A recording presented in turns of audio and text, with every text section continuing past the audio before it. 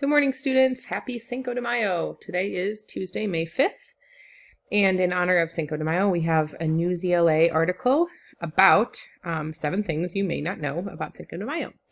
So first activity for today, you are going to open the link that will take you. It's actually going to be found in your assessments tab, and it is assigned to you as it will look like 7 things you may not know about Cinco de Mayo, and you're going to open that. It is just a link. You won't get a document or anything, and it will take you to this. You are going to read this article as, again, 7 things you might not have known. And once that is done, you can go back to your lessons in Otis.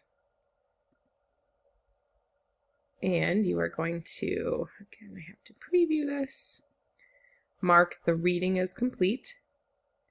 So you will say, mark is completed. And then you're going to go to your Gmail, and you are going to find the comprehension check that Mrs. Pomager sent out to you. So you need to find that.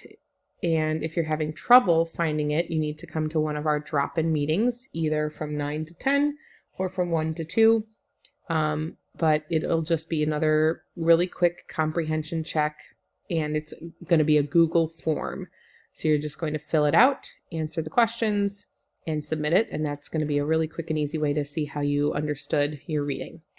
Other than that, please enjoy your day, and I hope you are excited to learn a little bit more about the background of the holiday that is celebrated on today. So happy reading and have a great day.